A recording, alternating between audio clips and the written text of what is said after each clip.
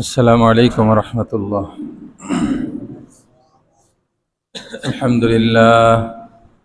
الحمد لله نحمده ونستعينه ونستغفره ونؤمن به ونتوكل عليه ونعوذ بالله من شرور أنفسنا ومن سيئات أعمالنا.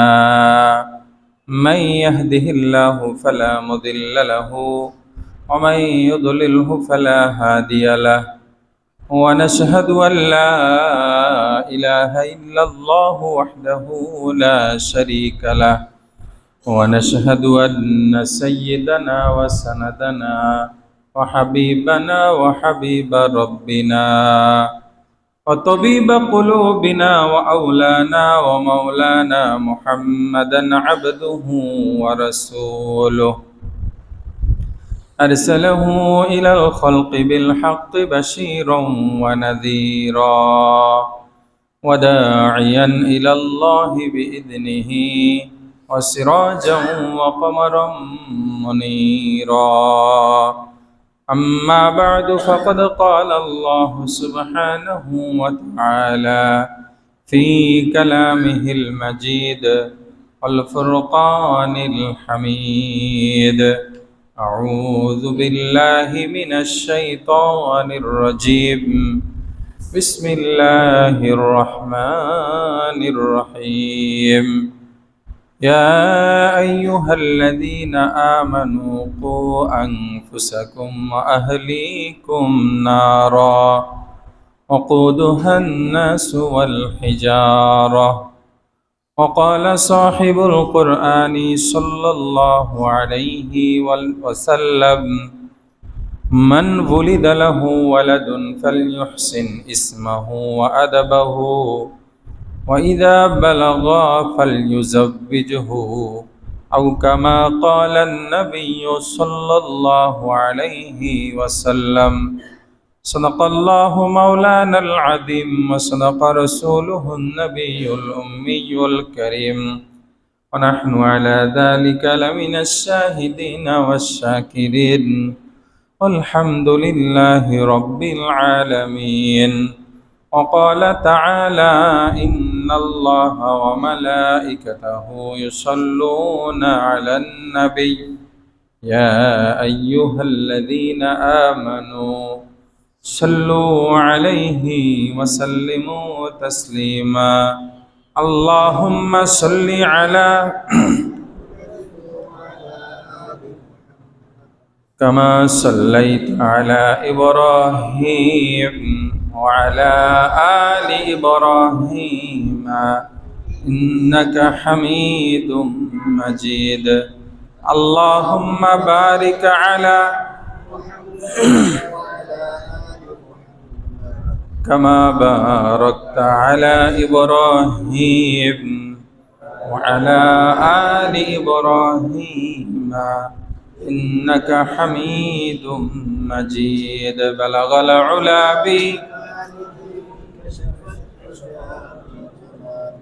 حسنت جميع خصاله.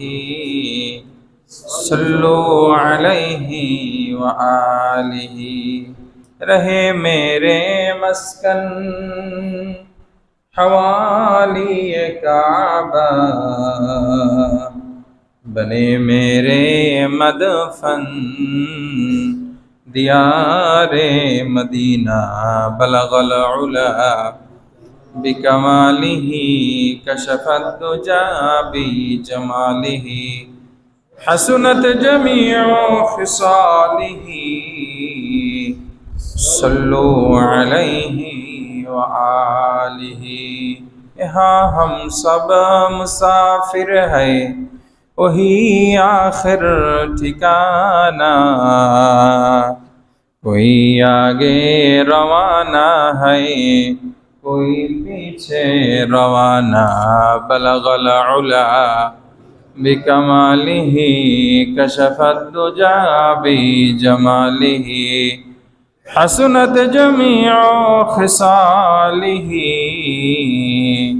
صلوا عليه وآله.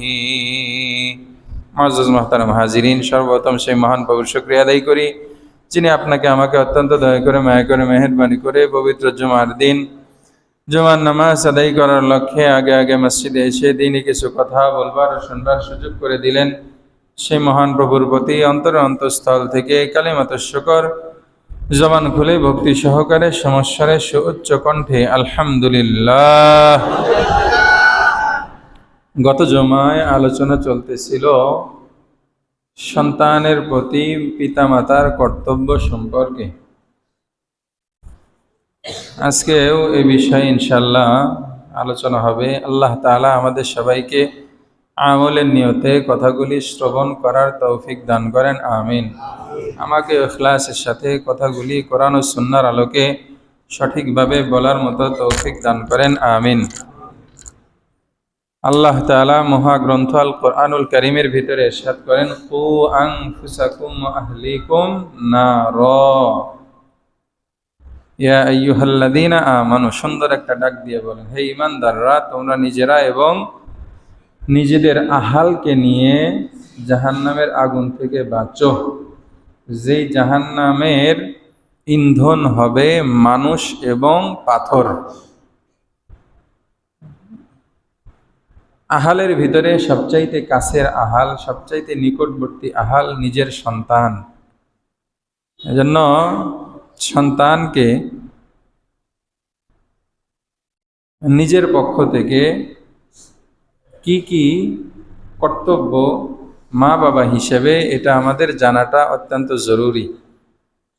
যদিও সামাজিক অবক্ষয়ের কারণে বহুল আলোচনা হয় পিতামাতার হক সম্পর্কে, কিন্তু সে হিসাবে সন্তানেরও যে হক আছে এটা সমাজে অনেকে বুঝতেও চায় না, জানতেও চায় না, মানতেও চায় না। সন্তান তো সন্তানই, তার আবার কিসের হক? না, তারও অনেকগুলি হক, বরং তার হকটা আরও অ্যাডভান্স। যেটা গত জুমায় বলেছিলাম, প্রথম নাম্বার হক বিবাহর ক্ষেত্রে সন্তানের দিকে খেয়াল করে পাত্রী নির্বাচন করা, কনে নির্বাচন করা। বিবাহ করা হয় কয় দিকে খেয়াল করে? চার দিকে খেয়াল করে। আলহামদুলিল্লাহ, মনে আছে তাহলে। এক নাম্বার তার সম্পদ দেখে, দুই নাম্বার সৌন্দর্য দেখে, তিন নাম্বার বংশমর্যাদা দেখে, চতুর্থ নাম্বার তার দিনদারি দেখে। তুনকাহুল মারআতু লিমালিহা ওয়া জামালিহা ওয়া হাসাবিহা ওয়া লিদীনিহা ফাযফার বিযাতিদ্দীন। আল্লাহর নবী আমাদের পরামর্শ দিলেন, তোমরা দিনদারিকে প্রাধান্য দাও। তারিবাত ইয়াদাক, যদি এটা না করো তাহলে তোমাদের জীবনটা ধূলিময় হয়ে যাবে। এজন্য দিনদারি প্রাধান্য দিয়ে যারা বিবাহ সামনে করবেন তারা খেয়াল করবেন। যারা করে ফেলেছি আমরা, আমাদের জন্য আলহামদুলিল্লাহ, যাদের মন মতো বিবি হয়ে গেছে এদের জন্য আল্লামা শিব্বির আহমদ উসমানী নব্বারাল্লাহু মারকাদাহু হযরত বলেন, मियाँ बीवी एक हो और नेक हो तो इन दुनिया उन दोनों को लिए जन्नत है। স্বামী স্ত্রী যদি সমান সমান মন মানসিকতার হয়, মোটামুটি কাছাকাছি, আসলে তো একজন আর একজনের সম্পূর্ণ মন মতো হবে না, তবে কাছাকাছি মন মতো যদি হয়, আর নেক হো, দুই নাম্বারটা যদি হয় সেটা হলো নেক হয়, মানে খারাপ না বরং ভালো হয়, দিনদার হয়, তাহলে এই দুনিয়াটা তাদের জন্য জান্নাত। সুবহানাল্লাহ। এর উল্টা হলে দুনিয়াটা তার জন্য জাহান্নামের রূপ নেবে। এই জন্য যারা আমরা নেককার পেয়েছি আলহামদুলিল্লাহ, যারা পাই নাই তারা সবর করব। সবর করলে আল্লাহ তাআলা অনেক বড় নিয়ামত কিয়ামতের ময়দানে দিবেন। ইন্নামা ইউওয়াফাস সাবিরুনা আজরাহুম বিগাইরি হিসাব। আল্লাহ তাআলা হিসাব ছাড়া অসংখ্য নিয়ামত দিয়ে তাকে ভরপুর করে দিবেন। সুবহানাল্লাহি ওয়া বিহামদিহি।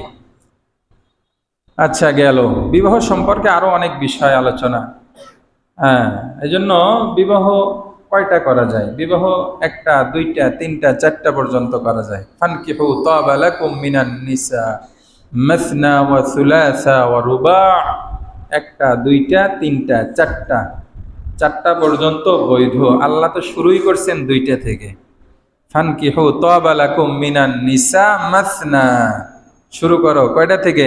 দুইটা, ওয়া সুলাস তিনটা, ওয়া রুবা চারটা। যদি সমতা বজায় না রাখতে পারো, যদি তুমি যদি সবার ভিতরে ভারসাম্য বজায় রাখতে না পারো, যদি অপারগ হও, তাহলে একটা। আমরা তো হলাম ভারসাম্য রক্ষা করতে পারবো না বিধায় একটা। বর্তমান সামাজিকতা এমন পর্যায়ে পৌঁছেছে, আসলেও দুইটা তিনটা চারটা বিবি রাখা একটা পুরুষের জন্য অনেক কঠিন, অনেক কঠিন। কথা বুঝে আইছে? হয় ছোটটার পক্ষে যায়, নয় বড়টার পক্ষে যায়। কথা বুঝে আইছে? একজন জালেম মজলুম হয়ে যায়। এজন্য খুব খেয়াল করা। একটারও যেহেতু সুযোগ আছে, এই জন্য আমরা একটা নিয়েই সবর এখতিয়ার করব ইনশাআল্লাহ।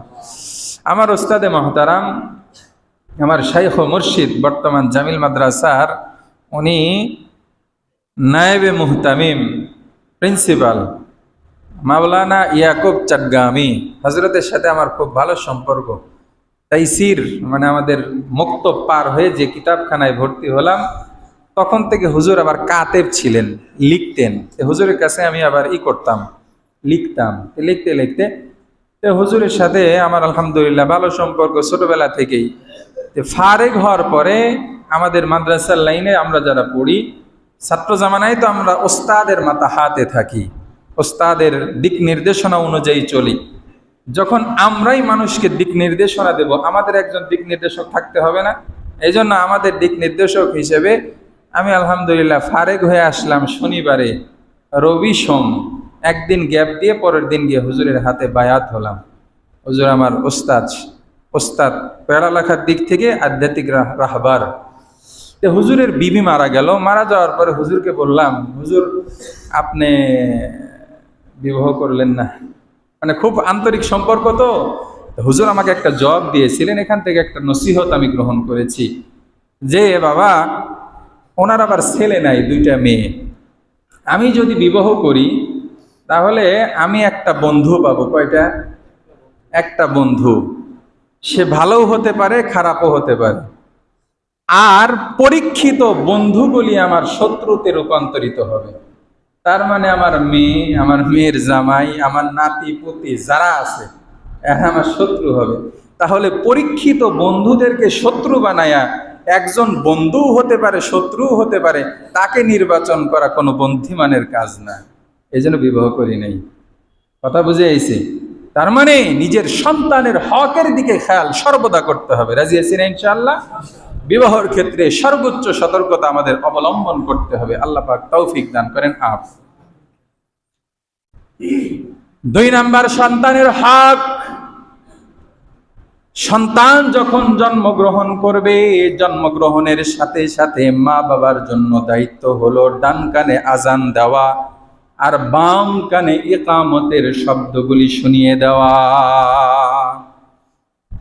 عن أبي رافع رضي الله تعالى عنه قال رأيت رسول الله صلى الله عليه وسلم أذن في أذن الحسن بن علي حين ولدته فاطمة بالصلاة।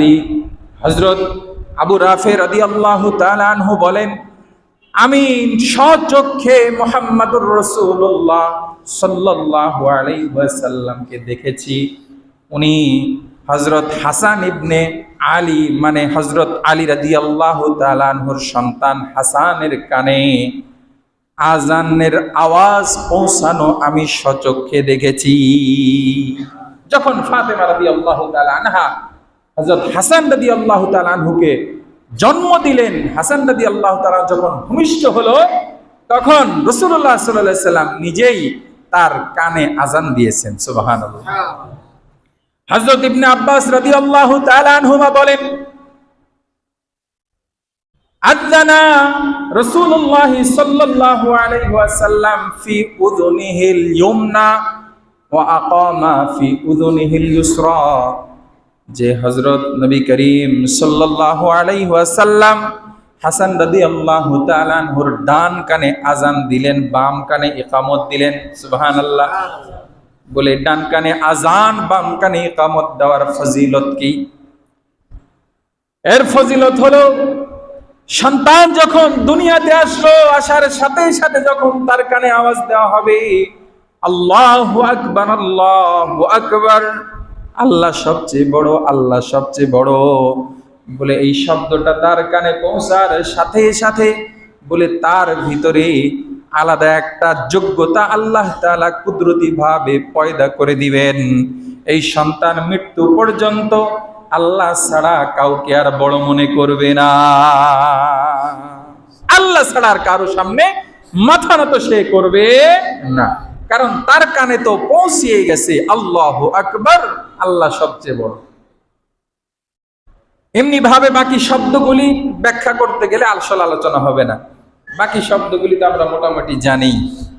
ইকামতের মাধ্যমে আল্লাহ তাআলা আরেকটা আওয়াজ কানে পৌঁছে দিচ্ছেন, কদ কামাতিস সালাহ, ইকামতের মাঝে একটা শব্দ বৃদ্ধি, এই নামাজ শুরু হয়ে যাচ্ছে, কদ কামাতিস সালাহ, তার মানে তার কানের ভিতরে নামাজের গুরুত্ব পৌঁছে যাচ্ছে, রাসূলের গুরুত্ব পৌঁছে যাচ্ছে, সব কিছু তার কানের ভিতরে প্রথমেই পৌঁছে দেওয়া হচ্ছে।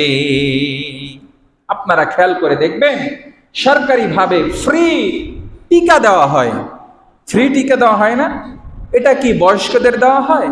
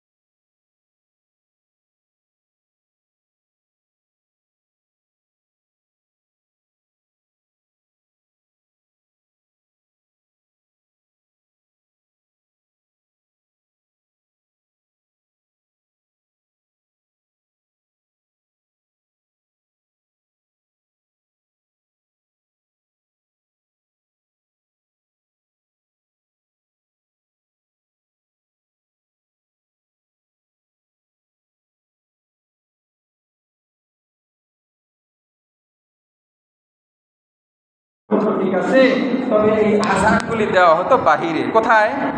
বাহিরে। আপনার এই তাও দেওয়া হতো ছেলে হইলে, কি হইলে? ছেলে হইলে। মেয়ে বাচ্চা হলে আযান দিত না, মেয়ে বাচ্চা হলে কি দেয় না? আযান দেয় না। আযান দেয় ছেলে হইলে, মানে যদি আযানের শব্দ শোনা যায় ও টাইমে, আযানের টাইম ছাড়া, তাহলে বোঝা যায় যে অমুক বাড়িতে ছেলে হয়েছে। আমরা ছোটবেলায় দেখেছি আর কি গ্রামে, আপনাদের মনে পড়ে কিনা, এরকম হইতো। কিন্তু মেয়ে হলে আযান দিত না, সন্তান ছেলে হোক মেয়ে হোক, দুজনের কানে আযান এবং ইকামতের আওয়াজ এটা পৌঁছে দেওয়া মা বাবা হিসাবে এটা হলো কর্তব্য, এটা হলো জরুরি। বুঝেছেন ইনশাআল্লাহ? এটা আমাদেরকে করতে হবে, এটা আমাদের। বিশ্বনবী সাল্লাল্লাহু আলাইহি ওয়াসাল্লাম মা বাবার জন্য আরেকটা দায়িত্ব দিয়ে দিয়েছেন, আরেকটা সুন্নাত হলো কারো সন্তান যদি ভূমিষ্ঠ হয়, ছেলে অথবা মেয়ে, তার আকিকা করতে হবে। কি করতে হবে? আকিকা করা, এটাও মা বাবার জন্য একটা দায়িত্ব।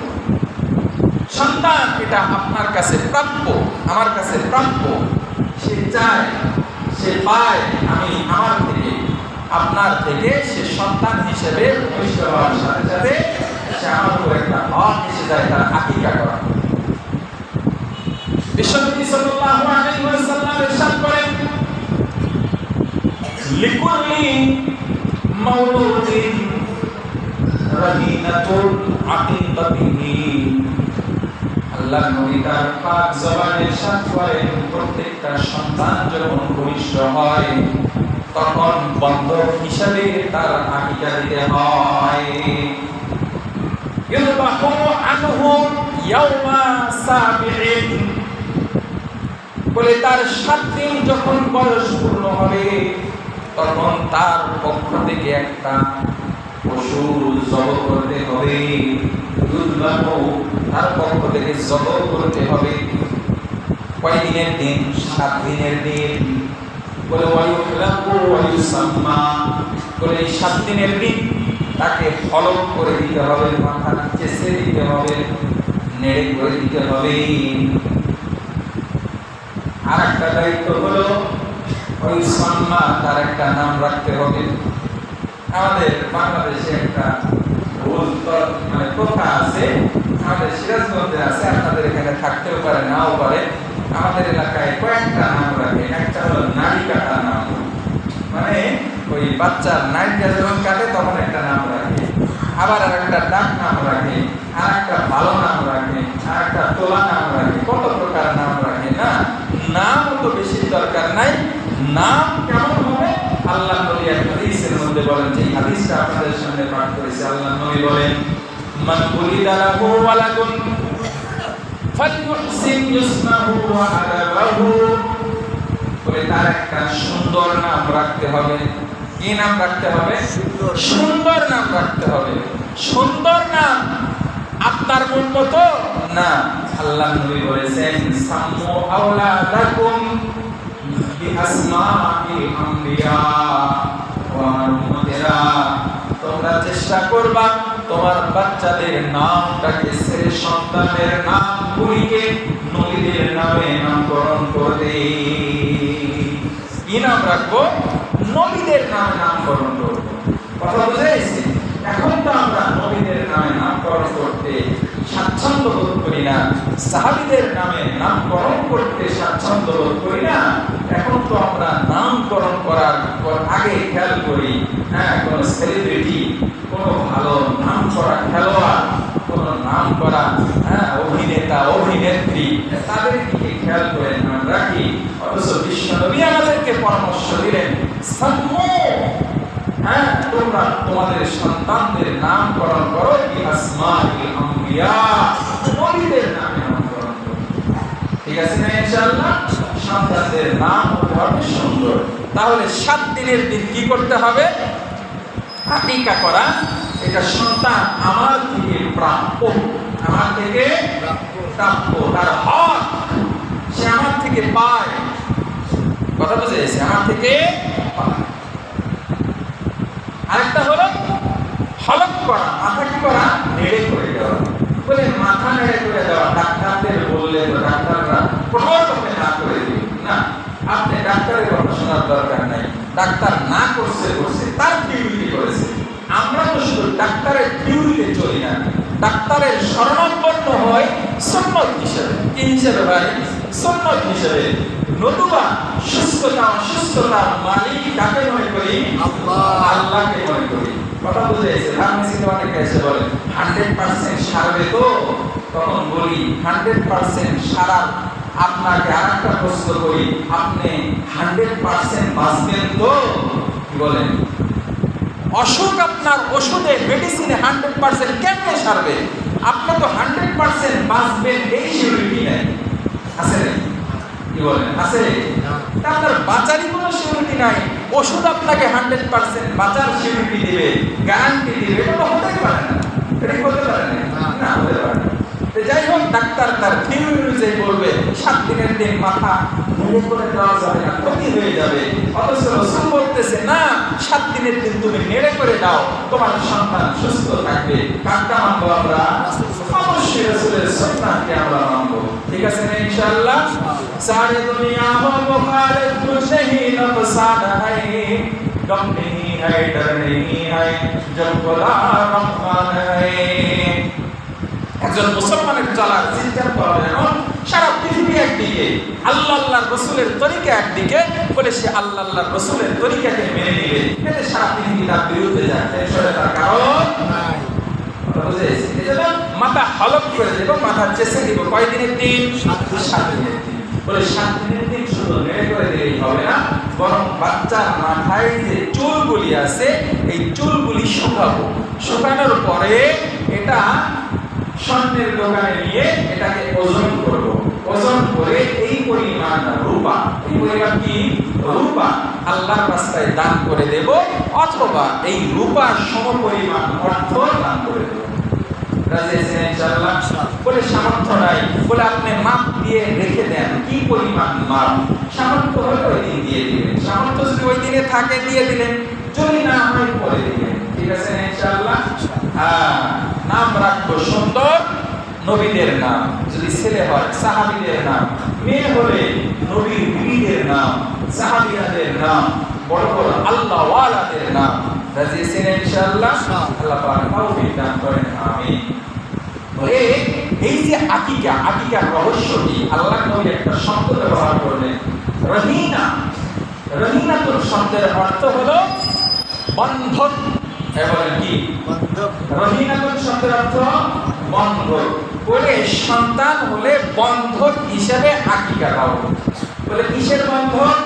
এর ব্যাখ্যার ভিতরে মুহাদ্দিসিন ইকরাম হাদিসের কিতাবে ব্যাখ্যা করেন যে এই বন্ধকটা হলো আল্লাহর কাছে আল্লাহর হুকুম মানার মাধ্যমে বন্ধক রাখা। এর ব্যাখ্যায় আরো লেখেন, খুব ভালো করে বুঝবেন। আপনি যখন কারো থেকে কোনো জিনিস নিতে চান, সে যদি আপনাকে বিশ্বাস না করে, তাহলে বন্ধক হিসেবে কিছু আমরা রেখে দেই না। 10,000 টাকা নেবেন, বলে এই ধর তুই বিশ্বাস করতেছিস না, এই যে আমি 50,000 টাকা আমার মোবাইল করে রেখে দিলাম, তুই এটা রেখে দে, আমার 10,000 খুব দরকার, এটা যখন 10,000 পরিশোধ করবো তখন ওই 50,000 টাকা আমার মোবাইলটা নিয়ে নেব। ঠিক আছে না? আরো সহজে বলি, যারা ব্যাংক থেকে লোন নিয়ে বাড়ি করে, গাড়ি করে, বিভিন্ন কিছু করে, বলে ব্যাংক মর্গেজ হিসাবে জমির দলিল পত্র তারা রেখে দেয়, তাই না? এটা কি হিসেবে রাখে? বন্ধক হিসেবে রাখে। এই বন্ধক কথা বুঝেছে, এই শব্দ আল্লাহ নবী ব্যবহার করলেন। তার মানে আমি আর আপনি আমার সন্তানেরকে পাচ্ছি, এটা আল্লাহর পক্ষ থেকে নিয়ামত। এই নিয়ামতের বন্ধক হিসেবে আল্লাহর রাস্তায় একটা ছাগল আকিকা করে দেওয়া, এটা হলো কি হিসাবে? বন্ধক হিসেবে। এটা কি হিসাবে ভাই? বন্ধক হিসেবে। এই জন্য আমি নিজে পরীক্ষিত, আমার আলহামদুলিল্লাহ মেয়েরা আকিকা করেছি, তবে একটু পরে, মানে আসলে সিজার বলে তো ওই টাইমে করার সুযোগ থাকে না, কঠিন অবস্থা হয়ে যায়। আমার ছেলে যখন বললো, হওয়ার পরে ওর একটা সমস্যা দেখা দিল। আমার সম্বন্ধী তখন বললো যে জাকারিয়া তাড়াতাড়ি করে দাও, আকিকা করে দাও। আমি তো করবোই, কয়েকদিন পরে বলে না, সুন্নত হিসেবে করে দাও, ইনশাআল্লাহ আল্লাহ চাহে সুস্থ হয়ে যাবে। আলহামদুলিল্লাহ আকিকার পর থেকে আমার ছেলে সুস্থ, আলহামদুলিল্লাহ। নিজে পরীক্ষিত, কথা বুঝে গেছি। আপনি এটাকে সেবা হিসেবে, সন্তানের বন্ধক হিসেবে, সন্তানের সুস্থতার কারণ হিসেবে আপনি যদি আকিকা করেন, দেখবেন আপনার সন্তান অটোমেটিকলি অনেক বিপদ আপদ থেকে আল্লাহ তাকে হেফাজত করে দেবে। হুজুর বলবো তো এখন হসপিটালেই তো আছে, এখন গোশতগুলি কি করবো? আমার ওস্তাদে মুহতারাম আব্দুস সবুর কাসিমি দামাত বারকাতুহু জামি মাদ্রাসা দীর্ঘদিনের খতিব, ইমাম 40 বছর হবে, কথা বুঝে গেছে। হুজুর বলেন তার ভাষায় যে প্রয়োজনে আপনি, এখন তো আধুনিক যুগ, আপনি ছাগল জব করে গোশত ফ্রিজে রেখে দেন, আত্মীয় স্বজনকে দিবেন, এখন সময় নাই, ফ্রিজে রেখে দেন। এখন আকিকা দাও তো আরো সহজ, কষাইয়ের ওখানে গিয়ে দেওয়া যায়, কথা বুঝে গেছে। কষাইয়ের ওখানে গিয়ে জব করে কষাই দিয়ে বানায় নিয়ে এসে আপনি ফ্রিজে রেখে দিলেন, সময় সাপেক্ষে সবাইকে দাওয়াত করে খাওয়া দিলেন। ঠিক আছে না ইনশাআল্লাহ? আল্লাহ পাক আমাদেরকে বোঝার তৌফিক দান করেন, আমিন। বলে আকিকা কয় দিনে করতে হবে? সুন্নাত বলে কয় দিনে? 7 দিনে করতে হবে। আকিকা কয় দিনের দিন করতে হবে? 7 দিনের দিন করতে হবে। এটা হলো সুন্নাত, এটা হলো আসলি সুন্নাত, আসল সুন্নাত, এটা হলো মেইন সুন্নাত। বাকি এর পরে করা যাবে না। বলে হ্যাঁ, এর আগে করা যাবে না, তবে পরে করা যাবে। আগে করা যাবে না। আপনি যদি আগে করেন 3 দিন 4 দিনে করলে না হবে না। আপনাকে করতে হবে কয় দিনে? 7 দিনে করতে হবে। 7 দিনে করতে পারেন নাই, তাহলে পরবর্তীও করতে পারবেন। কতদিন করা যাবে? বলে মৃত্যু পর্যন্ত করা যাবে। বলে মরার পরে করা যাবে, তাও করা যাবে, সমস্যা নেই। কথা বুঝাইছে? তার মানে কেমনে? বলে সন্তানের তো দায়িত্ব ছিল মা বাবার উপর, সে আকিকা করে দিবে, কিন্তু মা বাবা না জানার কারণে সন্তানের বেতন করেন নাই, তার নিজের দাও তার বাপ মাও করে নাই, সে নিজেও করে নাই। এটা আপনি জানেন যে আপনার বাবা আপনার আকিকাও করে নাই, তার নিজেরটাও না করে সে মারা গেছে। চাইলে আপনার মা বাবার পক্ষ থেকে আকিকা করে দিতে পারবেন, মৃত মা বাবার পক্ষ থেকে। ঠিক আছে ইনশাআল্লাহ? কথা বুঝে এসেছে তো?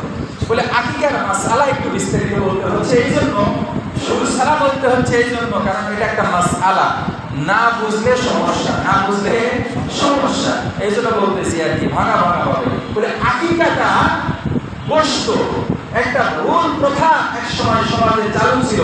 এখন অনেকে এসে জিজ্ঞাসা করে, হুজুর আকিকার গোশত আমরা মা বাবা খেতে পারবো তো? হ্যাঁ, অবশ্যই পারবেন।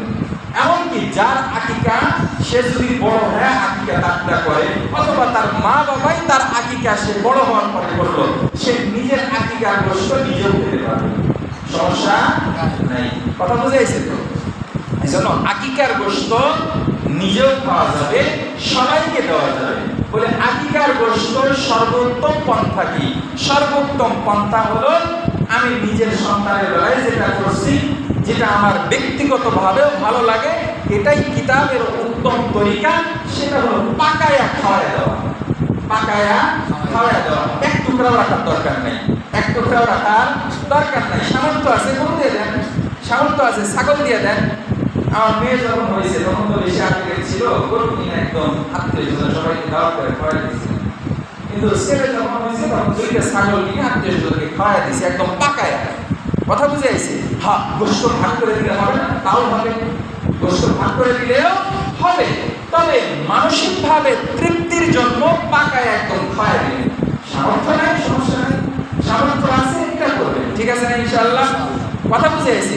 আমরা জায়গা মতো খরচ করতে একটু কৃপণতা করি, আর জায়গাতে খরচ করতে স্বাচ্ছন্দ্য বোধ করি, এটাও শয়তানের ধোঁকা। এটাও কার ধোঁকা? শয়তানের ধোঁকা। কথা বুঝে আইছে? এই জন্য সন্তানের আকিকার সময় তবে প্রচলিত বিভিন্ন প্রকার অনুষ্ঠানের নামে চাঁদাবাজি করব না। খুব ভালো করে বুঝলেন, আকিকার নামে চাঁদাবাজি করবেন না। আকিকার নামে চাঁদাবাজি কেমন? বলে আকিকাতে দাওয়াত দিলেন 3 জনকে, এইবার 3 জন থেকে 3 9,000 টাকা, 3 5 1500 টাকা, 3 দুগুণে 600 টাকা, বিভিন্ন এলাকা হিসেবে বলতেছি আর কি। এরকম তার থেকে আমি উসুল করব না। কথা বুঝেন নাই? বলে উসুল করব না, এটা বোঝা যাবে কেমনে?